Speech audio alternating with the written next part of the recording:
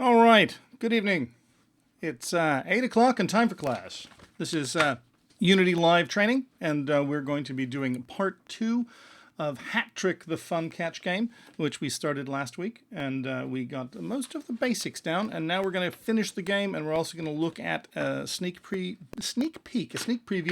of Unity's UGUI. We're using three, good God. We're using 4.6 beta today. Not a usual thing for us to use beta software, but we wanted to have people to see a quick sneak peek of Unity's UGUI. My name is Adam Buckner, and I'm going to be doing today's session. I used to be doing the live training sessions for the last couple of years when we were doing it in closed rooms on Adobe Connect, and now here we are broadcasting super wide and live on Twitch. So glad to be here, glad you're here. So what are we going to do today? Let's go ahead and jump in. We've got a couple of stretch goals today. We're going to definitely finish this game, but there's some spit and polish that would be nice to add on top if we can get to it, primarily UGUI. I'm going to be trying to watch the chat, which is over here on my second computer. And I know there's a little bit of a lag, but I'll try to get to you. If we can keep the conversation focused on what we're doing today. If you've got a question about something that I'm doing and you don't understand it, please throw it in the chat channel. And then I will go ahead and answer it as quickly as possible. If you're inspired on how to do something like turn this catch game into an MMO for mobile, why don't we hold off on that and we can talk about that in Q&A at the end. So let's go ahead and take a look at what we've done. This is we've got a single main scene. That's our scenes folder, and there's our main scene. And the main scene is where we ended up at the end of last week, where we've got our camera. We have our hat object. Let me just move into scene view so we can see that. So there's our camera, there's our hat object, and that's made up of two sprites, a front and a back, and that's so that the ball can go ahead and land in between them. We have our sky background object, our holder for our ground object, and we've got three tiles of our. Let's move into tile mode there. So we have our 3 tiles here of our grass. And then we've got our bowling ball, which is a prefab. We will delete that when we get into the next step because we were just using that to make our prefab. And then we also have a destroyer around the outside, and that's an edge collider. So if any of the objects fall out of the game and hits that, then we can go ahead and destroy that object. And when we're looking at our assets in our project view, remember, we've got our project view for all of our assets. This is the hierarchy, which talks about all the game objects in the scene, and then the inspector, which is what we're going to be looking at for the details of the game object in the hierarchy that we're inspecting or in the project. So we've got our scene. We've got a physics material 2D for our bowling ball. This is the bowling ball prefab that we made at the end of last time's session. Then we've got 2 scripts, which we'll go ahead and take a look at: the destroy on contact and the hat controller. And then finally, we have our sprites.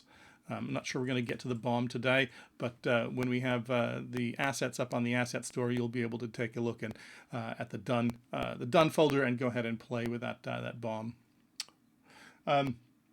Whoops! Well, I've lost the video feed here on mine, but I hope it's going well for you. It looks like I've got full 5-bar bandwidth going out, so you guys should be good.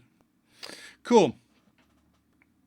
Oh yes, the splash screen. Oh, the splash screen is still up. Was that useful? Sorry. Yeah, I mean, I'm not seeing it. I'm seeing it on mine, and I'm not seeing it on the video. We may have a stutter, so let me go ahead and redo this. Let me go ahead and push. We should push these guys again. I've undone that and redone that. Now let me know if you've seen the game, because I was seeing the game on my. You should have been fed, but we may have had a stutter. I'm waiting for the 30-second lag to come through on mine. So someone with a thumbs up if you're seeing the screen. That would be cool. And I'm going to wait there. I'm seeing it at my end. There you go. Not sure what that was. Funny little glitch there. This is my second. I will admit it's also my second time with this software with Twitch. So let's start from the beginning. So we're looking at the game that we finished at the end of last week. We have a main scene, so we're looking at the project view where all of our assets are. There's the scenes folder with our main scene, and we have physics material with the bowling ball. That's going to be the physics material for our bowling ball. We our prefabs. We've got a prefab of the bowling ball that we made at the end of last session. 2 scripts, the destroy on contact and the hat controller, and then our sprites, which we're using to build our game, including the front and back of the hat. In the scene view, we have our main camera. We have the hat object, front and back, and if we turn that off, we can see how that front of the hat is going to, that front of the hat will be hiding the bowling ball because it'll come between the front and the back of the hat. We have our sky background, and then we've got a game object holding our grass, and so there are our 3 grass sprites. And then we have our bowling ball, instantiated bowling ball prefab, which we will delete when we get into the game. And there's our destroyer. That's just a simple edge collider that's surrounding our game, and that has the destroy on contact strip. So if any of the objects fall out of the game, it'll touch that collider and be destroyed. Okay, so we're at this game, so let's go ahead and take a look at what happens when we play. Well, when we play, the ball drops from the top, and we can catch it in the hat. The hat, let me go zoom in on the hat just to remind us where we are. We give a collider around the outside, and that's a proper physics 2D collision collider, and that's what the hat will be bouncing against. And then underneath at the bottom here, we have a second edge collider with the destroy on contact strip, which destroys the bowling ball when it comes in. So no, the previous sessions. The previous sessions are best found on our the archive section of our website, which I can point to you when we get into Q&A. But essentially, if you go to the Learn section and then look for the live training archives, you can find last week's session. So we have everything set up to collect these objects falling from the sky. But what we need is something to spawn new objects, because what we have. When we're done, what we have going on here is we've got this prefab that we've just set here, and we don't want that during the game. We want an object that can spawn the balls, that spawn our bowling balls, and so they drop into the game from above. So let's go ahead and create a spawning script. And so we need a script that spawns our collectibles, but it also needs to keep track of time and other aspects of the game. So I'm going to create a generic game controller that will do all of this for us. So let's create another new game object, and we'll put that in the hierarchy. And let's change that game object's name to game controller. And then on that game controller, let's add a new script. And now there's several different ways we can do this, but I'm going to use the add component button and go ahead and say new script. And let's call this script game controller as well. C# script. So we're going to be writing in C# today. And this goes ahead and it dumps. This goes ahead and dumps that game controller script right there on the root level of our project. So let's go ahead and file that away into our scripts folder, and then double-click it to edit it in MonoDevelop. So we have a new script here in MonoDevelop. It's our game controller, and we need to. And is that big enough for you guys to see? I assume so. I've zoomed in. So what's the core of this particular script? The core of this particular script is spawning. We want to spawn these bowling balls, and they need to come from anywhere along the top of the screen. So the first thing we need to do is have an aid to find the top of the screen and find the width of the screen. And this is going to be very, very similar to the code we wrote last week for clamping the hat. So let's go ahead and remove all the sample code in our game controller. Just get rid of that. And then let's copy the camera and start from hat controller. So we'll go over this in a second. Let's just grab this and let's plop this down into our game controller script. So what we're doing is we're taking a public reference to a camera that we can make this reference in the inspector. Please make it bigger. Okay, we'll try one more set to bigger. Soon we're going to get a problem of seeing the whole script, but hopefully that's big enough. So we've got a public reference to the camera, and then we have a private float, which is the max width that we have of our game area. And then in start, because we only need to do this once, we have a little quick catch here that if we haven't assigned a particular camera, if we haven't assigned the camera that we want, this part of the script will go ahead and grab the main camera. So if our cam is null, then cam will be equal to the camera.main. So it'll go and find the main camera in our scene. And then what we're doing is we're finding the far upper right corner using the screen class. So there's screen width. We can ask how big the screen is, and we can ask how high it is and how wide it is. So we're going to ask for a vector 3, which is our upper corner, and that is going to be equal to a new vector 3 of screen width and screen height, and then we want that directly on the origin plane of the XY plane, so at 0 on the Z. Then we're going to take a vector 3, target width, and then we're going to use our camera, and we're going to use screen point to world point. We talk about this in episode 1, but I just want to quickly cover what we're doing, and then we are going to find the upper corner. So that gives us the upper corner. And then from the code for finding the hat, we take our hat width and we use the renderer to get the bounds, the size of the hat, and we use its extents, which is always half the size of the bounds, along the x-axis, and we subtract that from max width. In our case, we want to drop balls. So what we want to do is we want to create a new public game object, and that is ball. And what we can do is take our hat width, and let's change this to ball width. And I want it to be changed in all of the appropriate places, so I'm going to use refactor rename, and let's just simply call this ball width. And we can see that it's changing down here as well. So we've now changed that to ball width, and we want to take not the renderer bounds.extents, because that'll look for the renderer on the game object that the script is attached to, and we find it from the ball. So the ball's renderer, ball.renderer.bounds.extents.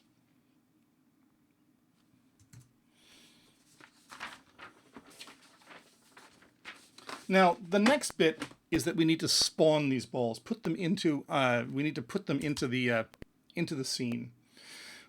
And this will be a coroutine. This will be a loop. And if you need to know more about, coroutines, go ahead and take a look at that. Look that up in the documentation. You know, for more information on coroutines, please see the information in the documentation. So we're not going to cover the details of coroutines at this point. So let's make one. We're going to write IEnumerator, and not IEnumerable, which sometimes people make a mistake when they're using code completion. IEnumerator, and let's call this spawn. This will be our spawn coroutine. And what we want to primarily do is we want to instantiate our ball. And if we remember, instantiate takes an object, a position, and a rotation. So let's put in something called spawn position and something else called spawn rotation. Only if I can spell rotation, please. All right, so there we've got our instantiate. So that's the core of what this spawn loop is going to do. It's going to instantiate balls at a spawn position with a spawn rotation in our scene. But what is this spawn position going to be? For ease of coding, let's take the game object that's going to be spawning it and put it somewhere in the scene that will help us with our coding, for ease of coding. So let's go ahead and take a look at that game controller. And I'm going to go to out of the sprite mode and into transform. And I'm going to reset this position here, so it's in the center of our game. And where do we want it? We want it up, out. Let's back out a little bit. Above the game, somewhere up here, because this is where we're going to drop those balls from. I'm a fan of big round numbers when you don't need them, so let's go ahead and make that an even number of 10. So it'll be right outside the viewport of the game. And that's where we'll go ahead and spawn from. So our that's the spawn position. That's our transform position for the spawn game object. So let's go back to our scripting, please. So that's back to our scripting. And we need to write our spawn position. And what's our spawn position? Our spawn position is going to be a vector 3, because it's a position in 3D space. Even though we're making a 2D game, the editor is still 3D, and we're going to be on that main plane with z equals 0, and we're using the xy plane for making our game, but we still need a vector 3 for our spawn position, and that's going to be spawn.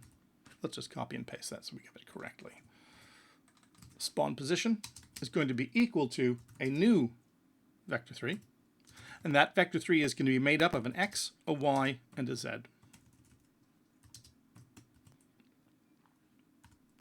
So what are each one of these values? X, y, and z. I'm going to quickly separate these so we can look at them individually. X, y, and z.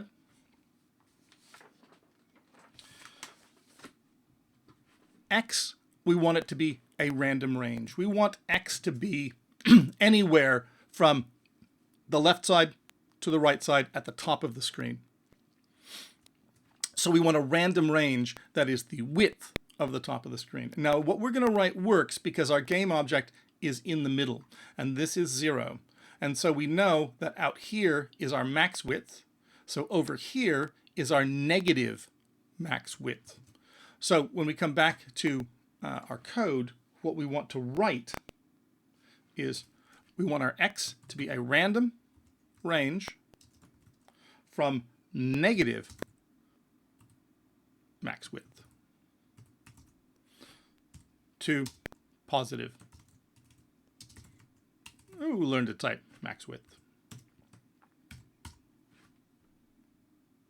Oops, no semicolon, please.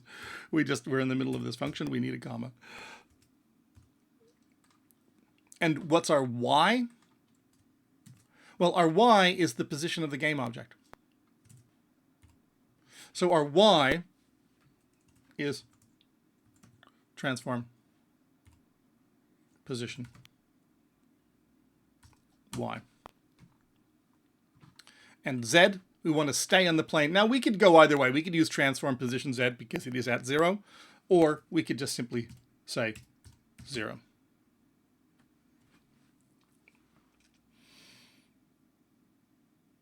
So this is our game object's location and position on the x-axis plus a random range of minus our max width and our max width. It's our game object's location y, which is 10 units up, and it's 0, the origin point on the z-axis right there in the origin of the xy plane. So that gives us our spawn position. And what's our spawn rotation? Well, let's have a spawn rotation of nothing. And remember, a rotation is a quaternion. So that quaternion is going to be spawn rotation. And what is it going to be equal to? Let's just make this no rotation. Quaternion.identity. We can talk about any of these in Q&A if you have questions, or look them up in the documentation. Quaternion is a way of representing rotations, and identity essentially means no rotation. So now what we've done is we can instantiate our ball, that's our object, at a spawn position made up of an x, a y, and a z, at a spawn rotation of no rotation whatsoever. Now let's put this in a loop, because currently this isn't a loop.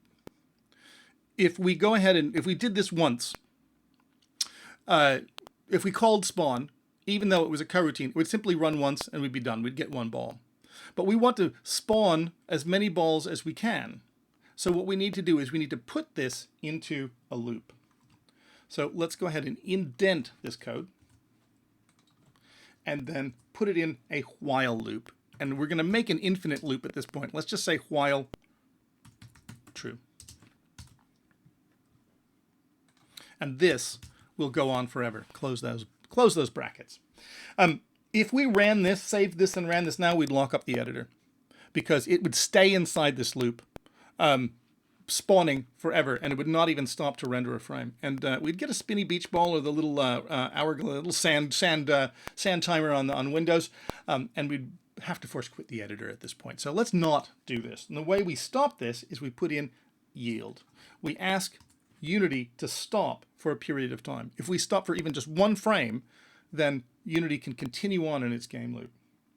So what we're going to do here is we're going to yield, and we're going to return a new wait for seconds. And what are we going to wait for? We're going to wait for another random range. Random.range. And in this case, this is hard-coded. I'm just going to hard-code in some numbers. If you want to have more versatility, you can make a public variable for this. But this random range is going to be from 1 second to 2 seconds. So we're going to wait between 1 and 2 seconds and then go back and do this loop again.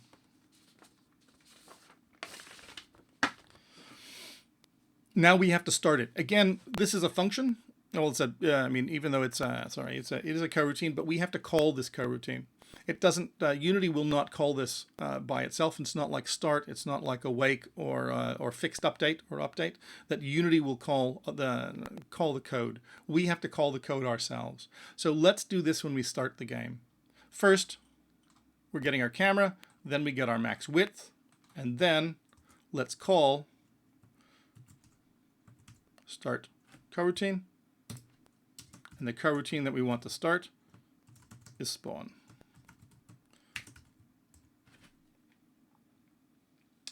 Now, in this exact code, the spawn loop would start right away. So let's give our players just a small moment to breathe. So when they start the game, the game's gonna start. They need to get their hands on the controls. They need to get ready for it. So let's give them one quick little break here, and let's actually do another yield right at the top. A new yield, return new, wait for seconds. And what do we want to wait for?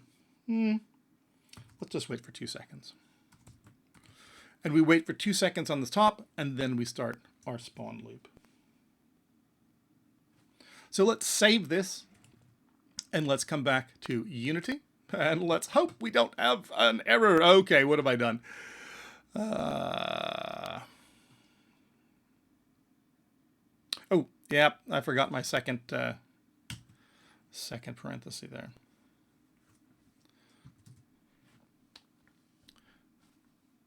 There we go. Nice clean code. So let's save.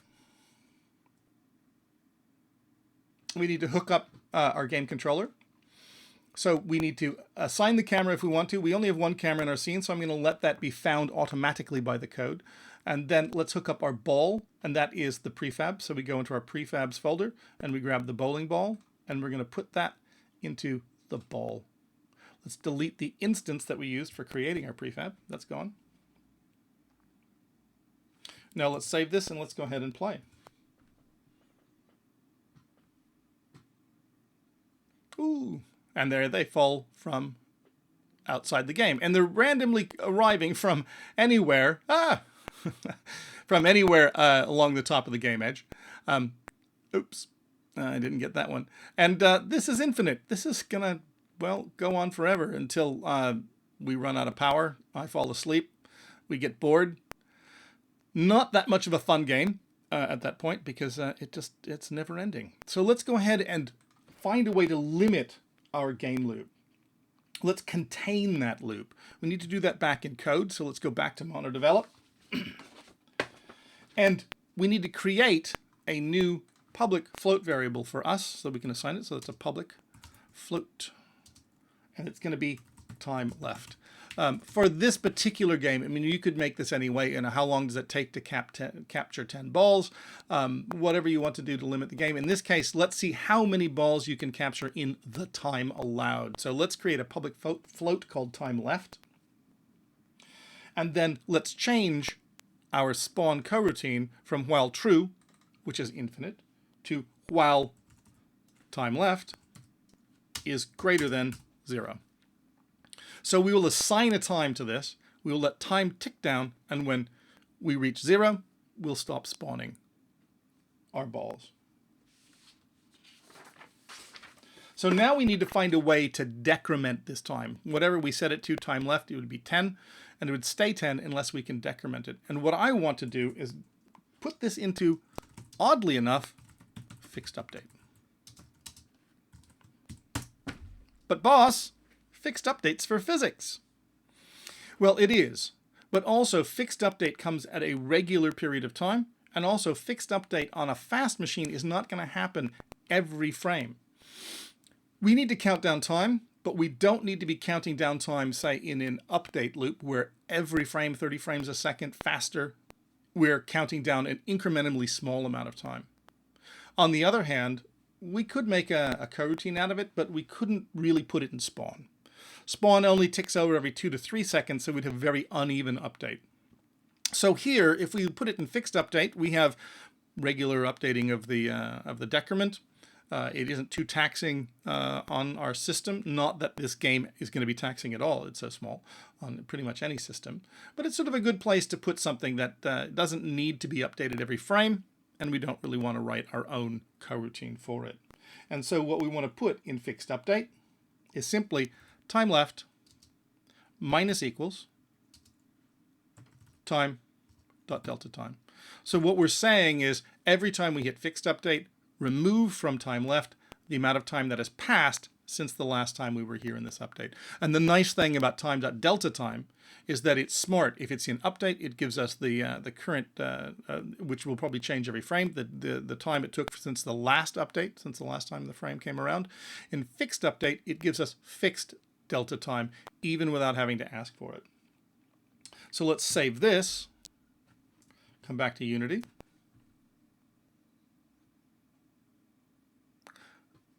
And let's go ahead and hit play. So the balls are going to fall from the ceiling after our 2-second wait. Hello? What have I done wrong? Oh, I've done something terribly wrong. Let's take a look. We haven't set it up. Great gravy. So yes, of course, we've read 0, so we don't do anything. So let's go to our game controller. Select the game controller and give time left of, let's say, 10 seconds to play the game. So we're going to play the game for about 10 seconds. So let's hit save and play. And the balls are now going to drop from the top until time left is less than 0. So let's go ahead and hit save and hit play again.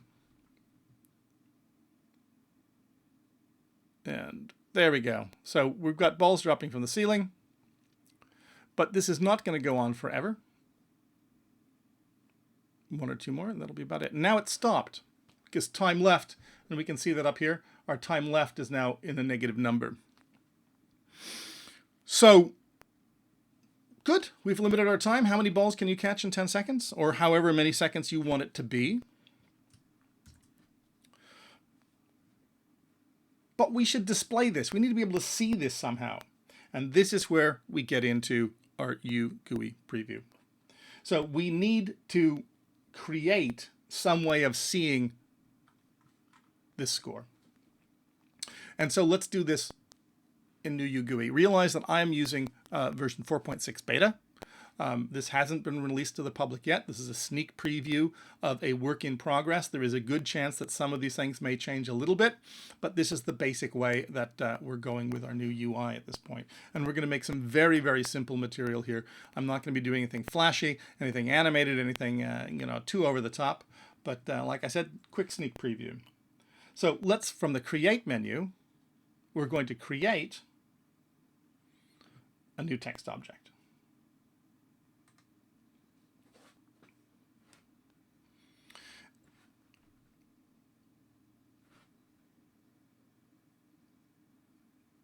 And what this does is it creates a new it's detecting to see whether there's a canvas there already, and then it creates a new text object that is a child of the canvas.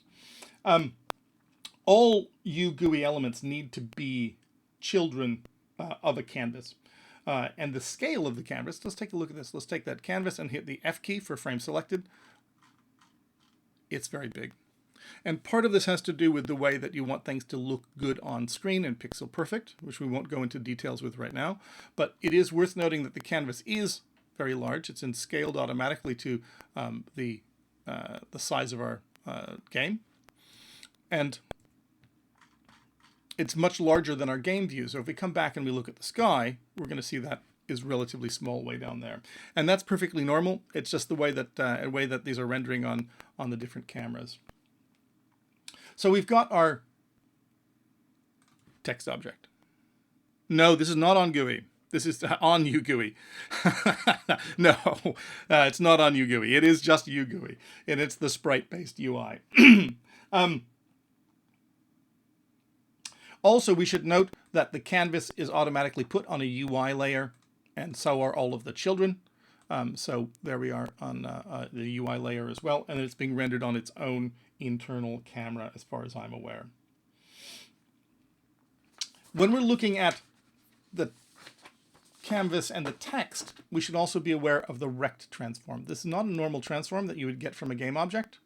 It has its own special Rect Transform that does all sorts of copious and wonderful things that you need for a UI, including anchoring and aligning the rectangle that you're going to put your UI into. So let's go ahead and build this.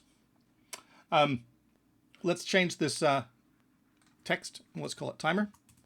Oops. So that's our timer. And, well, frankly, no, we'll change the typeface later. Let me go ahead and just, let's do our anchors and alignments first.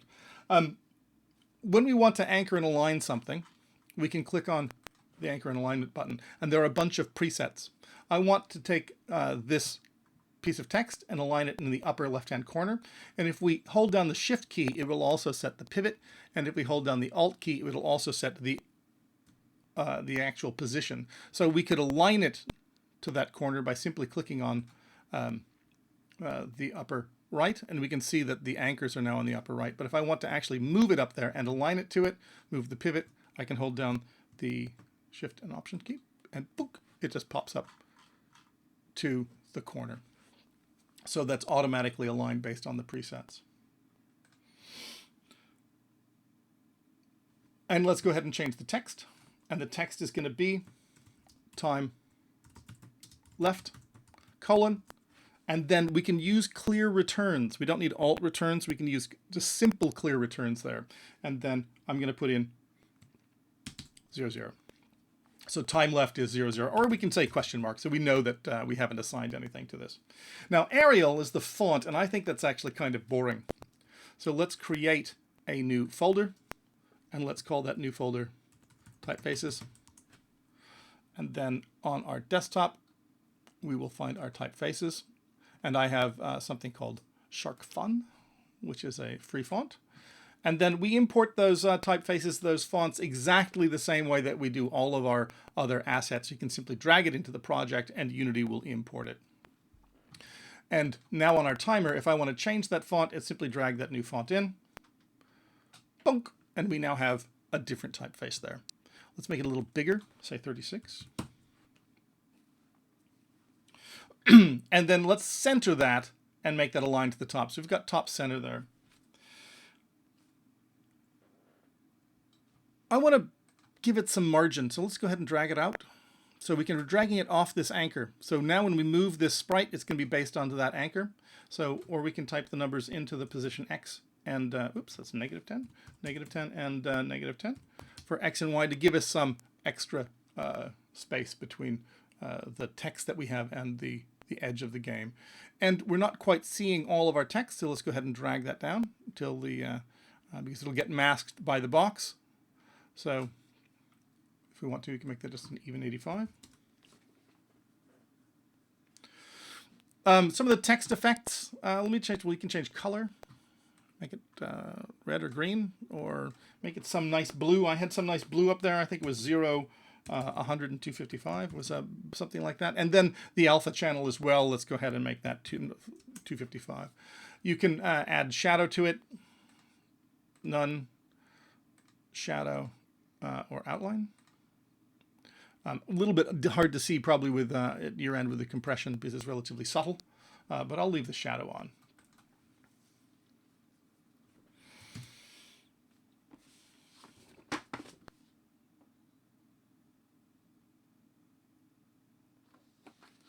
So now we have this text object, and we need to update this from the game. We need to script to this object. So it's our game controller that's keeping track of things. So we need to find a way to keep keeping track of the time. So we need to find a way to send that time information to this text object. So let's go back to MonoDevelop, and we're going to need a reference to this text object, and its type is text. We can see that type is text. So what do we say? A public text. Now this is going to fail. Where's text? My code completion is not giving me text. It's because we need a new namespace. We are using Unity Engine, but we also, in this case, we need to be using Unity engine dot UI. So this all resides in a different namespace. So we need to make sure that we have that Unity engine dot UI to be able to find text. So what are we going to call this type of text? Let's call it timer text. And in fixed update, where we've said our time left value is decremented by delta time, and we need to take our timer text and make it equal to time left colon, and then since we're coding, we need that \n for new line, and then we close our quotes, and then we want to add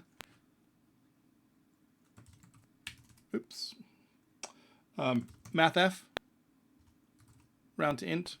And remember, if you don't know about mathf, definitely look that up in the documentation. Lots of very, very useful math functions. In this case, we're going to round a float to an int, and that float is going to be time left. So our timer text is going to be set to the string value of time left and a new line, and then the time left. We don't have to convert this to a string. We could if we wanted to, dot to string. But Unity, if it sees a numerical value being added to a string, the destination is a string field, makes the assumption that you want to convert that to a string. So let's save this, come back to Unity, and now our game controller, once we compile, oh, what did I do wrong? Oh, duh, sorry. Timer text. I'm Russian today. Sorry about that. Timer text.text. We're not sending it to the text. We have to find the text property. My mistake there. Russian a little bit. So the time left is going to go to the timer's text property. So we have to address that as timer text.text is equal to our time left. And our error should go away. There we go. And now if we come back to the game, if we hit save, we hit play.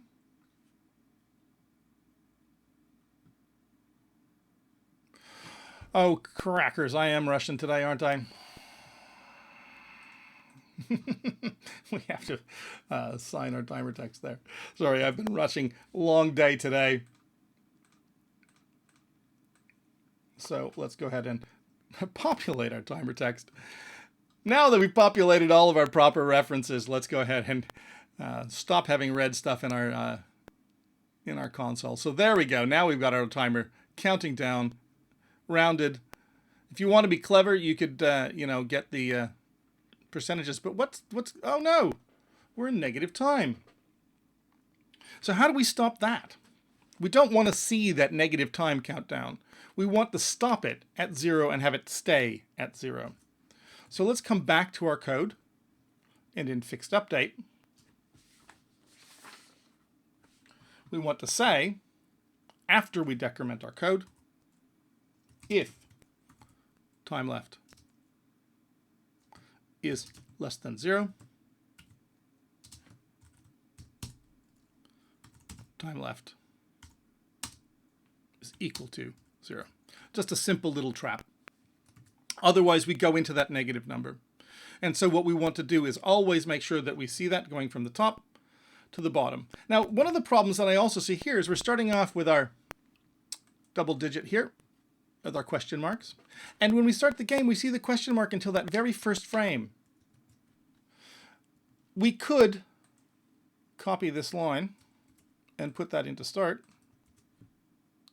That would work. But we now have two identical lines of code. That's kind of ugly. So why don't we create a new function? Void update text. And that update text will have this line.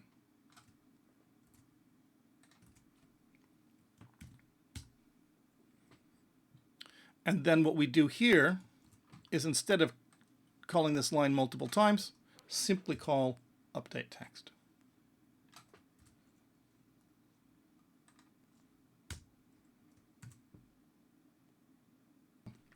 So let's go ahead and cut back to Unity, and hopefully we will have no more errors, no more bonehead errors from me, and it works. So let's go ahead and hit save, and let's go ahead and hit play.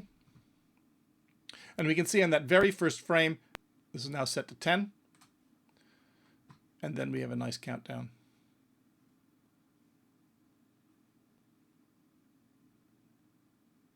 And when we reach 0, it stays at 0. So now we need to count some points. We need to figure out how many of these points that we count. So we want to select our hat object, because our hat object is the thing that's catching those balls. And let's create a very simple new script on the hat object called score.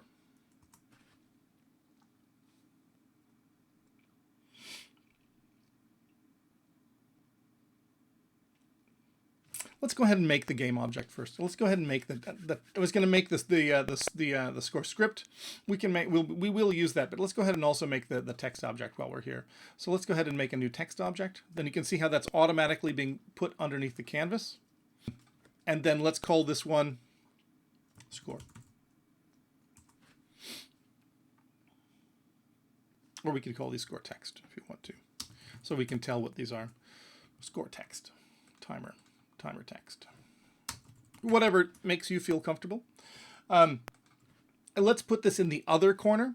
So again, looking at our scene, let's take, there's our new text object generically just sort of sitting there in the middle, and clicking on the presets button and holding down the shift and the alt key, shove it up there in the corner. We can now see it's anchored and positioned there in the corner. Pulling it down just a little bit off the edge. There's a snapping. That's snapping to the same top point. So that's going to snap to -10. But we also want an even 10 on the position X.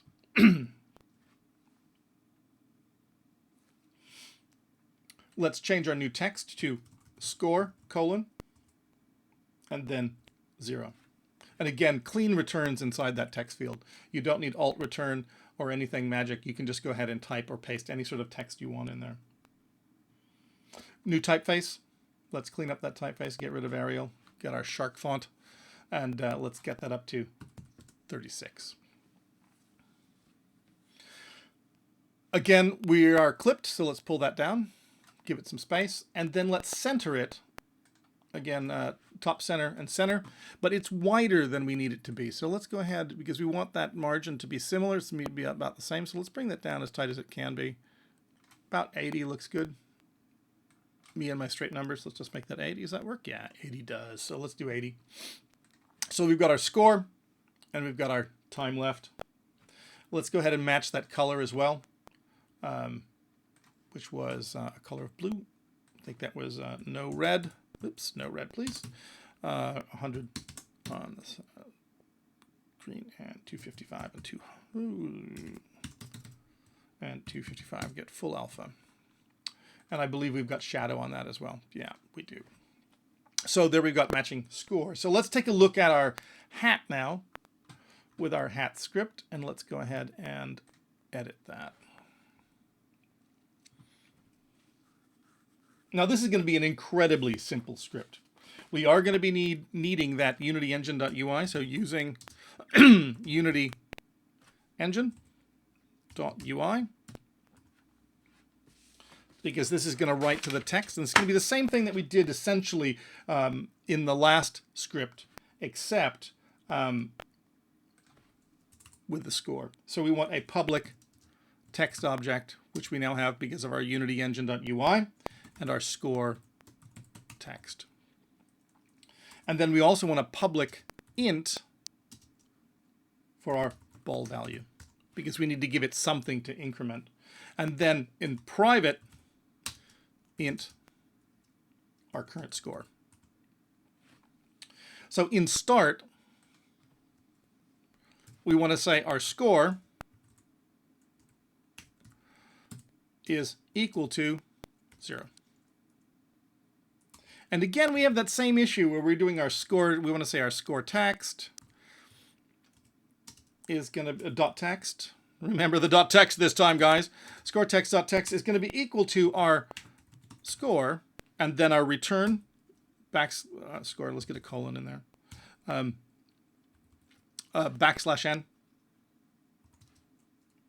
plus our score, which is already an int. But we're going to run into that same issue, aren't we? So why don't we cut to the chase? We don't need update for this. And create that void update score. Because we're going to have to set this when those balls come in, right? Does that make sense? So we want to update our score.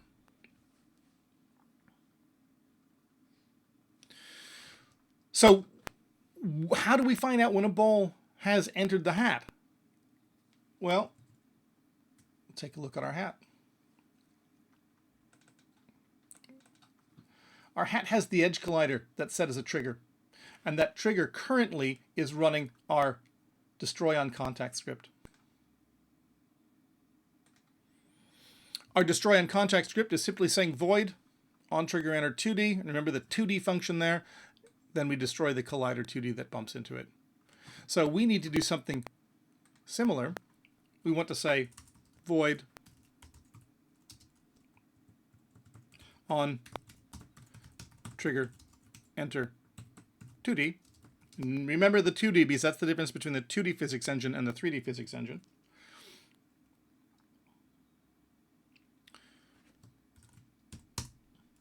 Ooh, learn to spell. Don't need that extra J. Anybody want a J? Going cheap. So when we get that on trigger enter 2D, we want our score to be incremented by our ball value. And again, as soon as we've updated our score, what do we want to do? We want to update our score. So let's save that and return to Unity.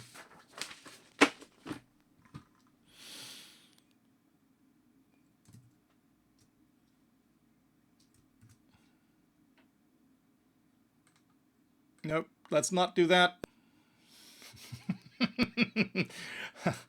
Jumping ahead there. So let's go ahead and populate our score text. And let's give it a ball value. What's our ball value? Let's just do a ball value of 1. Let's give it a value of 1. So we've got our score text there. We've associated our score text with our score script, and our ball value is 1. So let's save that. Clear out that embarrassing red bit. Now we can hit play. And there's our score. And as the balls drop, boom, we count up.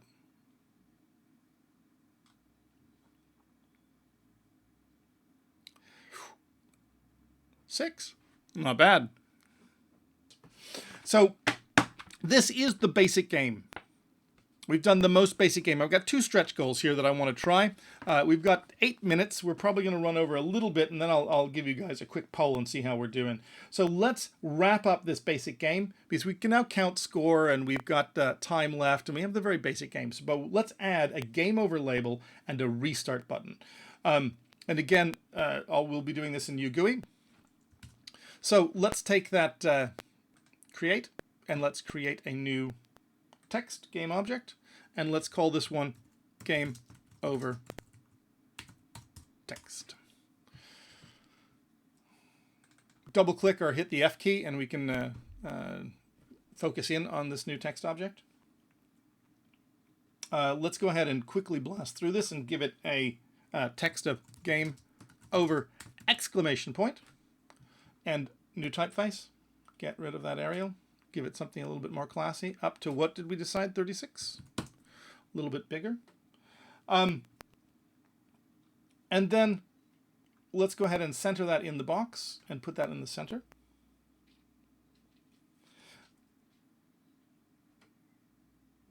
And let's go ahead and see, we've got where is it? Overflow. Let's move from wrap and truncate to overflow, and we will now spill out over the edge of the box for our label here. And I'll also show you how to go ahead and adjust that to fit. But first of all, let's set our overflow so that we aren't being masked by that rect. And let's change the color. Let's change the color to red, just because it's nice red game over there. And then let's center it. So there's our presets, anchor presets, and I'm going to hold down again the Shift and the Alt key and set it to the center. Frame selected, and there we can see it. There is in the center of our game. We can reposition the rect around it. If we hold down the Shift key, it stays proportional. If we hold down the Alt key, it moves from the center. Hold them both down, it's proportional, and it moves from the center. Hey, magic. So let's just make that rect bigger. It's not necessary because we're overflowing, but we'll do that for sake. And then also I want the restart button in there somewhere. So let's go ahead and lift that up. Oops, that's just off center by, I think that's is that an E at the end? Yeah, that's float. That's the typical float errors there. So let's lift that up. I don't know, some even number, let's say 50. And now we want our restart button. And nice to see how we hook up a button, so I want to go ahead and show you that. So let's go ahead and create a button. And let's call this button restart button. And again, we can see that it's similar to the text label that we have. We've got our Rect Transform and our UI renderer, and we've got an image, but we also have a button script on it, and we have a child. And that child is the child label. I'm not going to go into the details of the anchor, but notice how the anchor on these other objects, all four objects are together. They're saying we're anchoring on that point. But if we look at the label, we can see that the anchors are on all four corners, and that's because we want the label to actually stretch with that of the parent. So when we anchor the corner, you can anchor the corners separately. Again, you'll see this more as just a preview. You'll see this more as we go on. But I just wanted you to note the stretching corner anchors. And that's the label for the button. So on the label, let's change button to simply restart.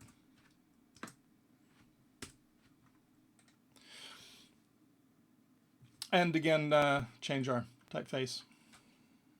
And let's give us some size. And we're starting to poke over. So let's make sure our alignment, yeah, it's centered. And come back to our restart button. And here again, we can adjust the size. And hold down just the Option key so that we adjust that to fit. If we want that to be back in the center, we can pop that on. So there's our restart button. Now we need to script to this restart button. So let's go ahead and select the restart button itself. I'm going to get rid of that the preview window. Come on, preview window down, thank you. And we can add a new component, and that's going to be the new script. And that new script is going to be restart.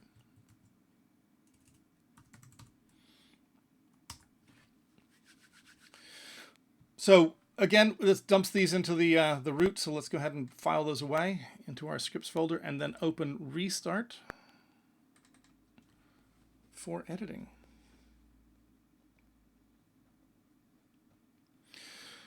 So here's our restart button. This is the script for it. This is going to be another very, very simple button. We're going to make a very simple function to hook up that button. So let's remove all of the sample code. And let's write public. Now this is important. This function needs to be a public function. When we're writing C# and we just simply write void, it's automatically private. It's automatically a private function. We need this to be a public function. So we want to write public void. And then let's create a function called restart game. And our public function is going to simply say to the application, we want to load a level. And what level do we want to load? The already loaded level. So this will simply reload the exact same level that we already have. It'll simply re-roll the level. So we're saying application load level, the currently loaded level. So it'll restart it. So let's save that and come back to our game. And if we look at the restart button, we have this on click. This is an event handler. You can create additional event handlers. Is it event? Oh, it's under event. Sorry. Add component, events. And you can create an event trigger, which is the same that we have here. This one only does on click and it's automatic. But this one you can use on pointer enter, on pointer exit, pointer down, pointer up, pointer click, drag, drop. All of these things can be activated through the event trigger. But there is a default one, I'm going to remove that, on the button itself, and that is a simply was the button clicked. Did the pointer come down and go back up again on this same button? So what we can do is call any function on any script that's public from here. So let's drag our restart button as the game object. So this is the game object. And so then we're looking at all of the possible components on this game object, including our restart script, and then all of the possible functions we can call, and there is restart game. So when this button is clicked, the game is restarted. So let's save this. Let's go ahead and hit play. And we're only testing the button only. We're not actually going to, because this is going to be right here in the middle of the game, and we don't want to do that. So let's hit restart, and we can see that's restarting. And it's automatically got a color for hover and another color for click, and it restarts the game. So we can simply hook up a button to restart the game at that point.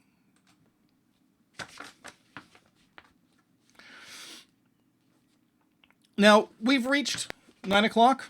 That is technically the hour. I have a couple more minutes, and we can go ahead and hook up,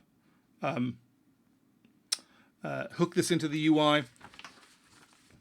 Yes, you can send simple parameters to the event handlers, and I've forgotten the limit. It's something like bool and int and float and object, and I believe it's only one at this point. But don't quote me on that, and this is beta software, and we may see changes before it's released. So I would like to continue on and try to punch in one of my stretch goals, even though we are at the hour. And let's see where we get to, because we have our restart button. But I'd like to sort of hook that in so that it actually makes sense, this restart button. We've seen how it works. You've seen how that you can apply a function to a button. But let's carry on over for a couple more minutes and see how far we can get. So let's hook this UI into the gameplay. And the first thing we want to do is deactivate our restart button and deactivate our game over text, because we certainly don't want that at the start of the game. When the game starts, we just want that to be clear. So let's open our game controller, because remember, it's our game controller that is going to be, well, heck, controlling our game. This is where I hope it doesn't get too small, guys. Let me know. We need to see a bunch more of this code. If you can't read it, let me know. And so let's add two references here. Public game object, and that's going to be our game over text. And public game object restart button. And in spawn, after the loop is over, when we've fallen out of the loop, when time left is no longer greater than 0, we fall out of the bottom of that while loop, and then we want to do another yield, return, new, wait for seconds. We want to wait for a couple of seconds. The game's over, but let's not just slam our players too hard. Let's wait for a couple seconds. We wait for 2 seconds, and then what we do is we turn on our game over text. Our game over text. And what do we want to do with that? We want to set active true. And then give it some space, yield, return, new, wait for seconds. Let's just do another 2 seconds. Just for if you were to do this, you could adjust these numbers to your heart's content. You can make variables for these, and you can change them in the inspector. Let's then make our restart button set active true.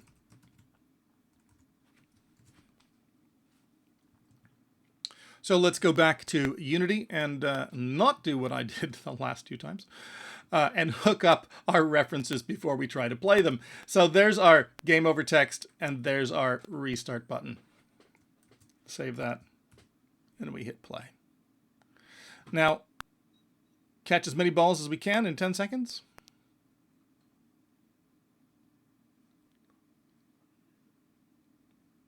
And then, whoa, missed that one. Game over. Restart. And then we can restart the game.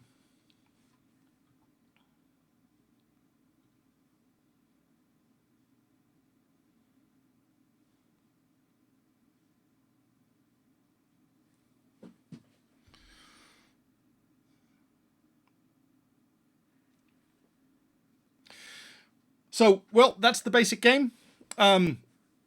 It's just over an hour.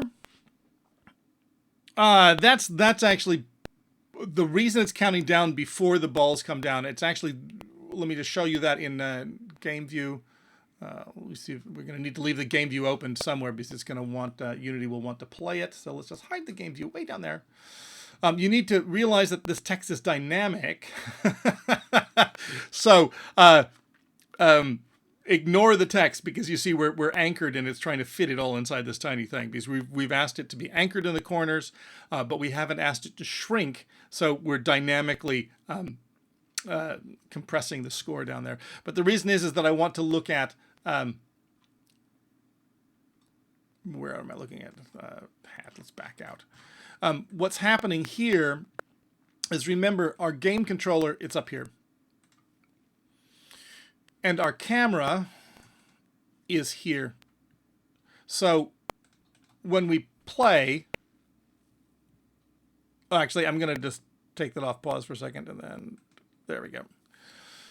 So arguably, the problem we have here is that it's going to take, as gravity is pulling this physical object, a few frames before it enters. We could be clever. I just threw that game controller object at the top.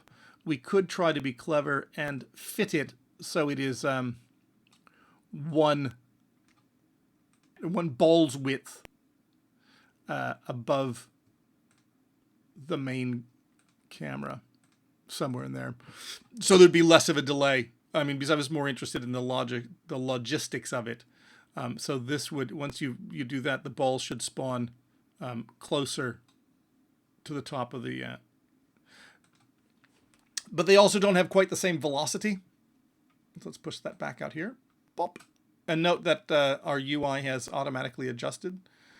If we were to suddenly go to phone, boop, automatically still there in the corners. So we're now on a phone resolution. Haven't changed the UI at all.